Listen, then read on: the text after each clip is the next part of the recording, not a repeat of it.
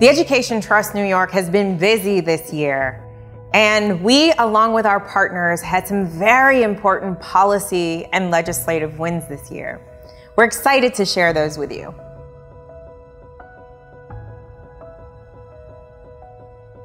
So Frederick Douglass, who lived in Rochester for much of his life, once stated that once you learn to read, you'll be forever free. And we certainly believe in that. Learning how to read by the end of third grade is the most important indicator of future student success. We also know that 95% of all kids can learn to read with the right support.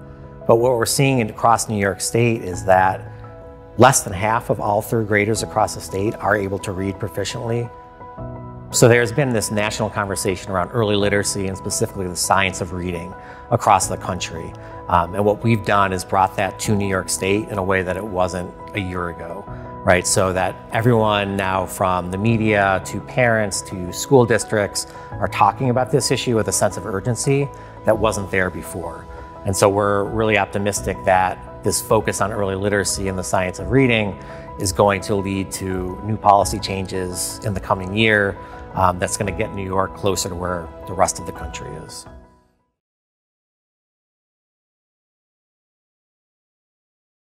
Raising New York is a statewide coalition of nonprofit leaders, early childhood educators, health and business partners, and our priorities are equitable access to affordable, high-quality childcare, equitable access to healthcare, including maternal and child healthcare, and equitable access to poverty reduction initiatives.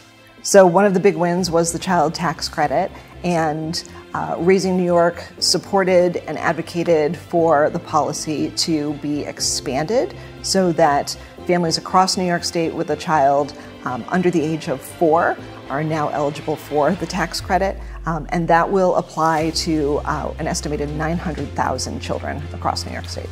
We know that families need support covering basic needs, so things like transportation, food, housing. This tax credit will allow them to take care of that and to support their families better than ever.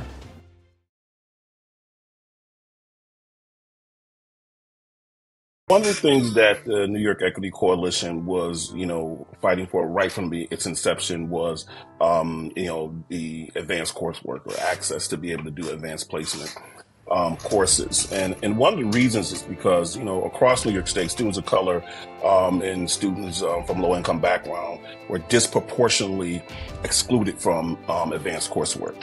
And so obviously this presents a serious challenge as it relates to equity. Courses like computer science, calculus, dual enrollment, advanced placement courses, IB courses. Those are really the courses that provide students with the advantages that they're going to need to be successful in terms of college and career. So essentially with the course access legislation, the New York Equity Coalition really led the effort to really engage our Senate and our Assembly people to put together some legislation that would have an impact. Most importantly, making sure that parents have the information, because that's really the difference maker. The difference maker is, parents having the information about these advanced placement courses and the opportunities associated with them, and that students have them. As we look into the upcoming year, I am excited and optimistic about the possibilities across a few areas. The first is we are hopeful that we are able to create more opportunities for high school students to gain college credit while they're in high school.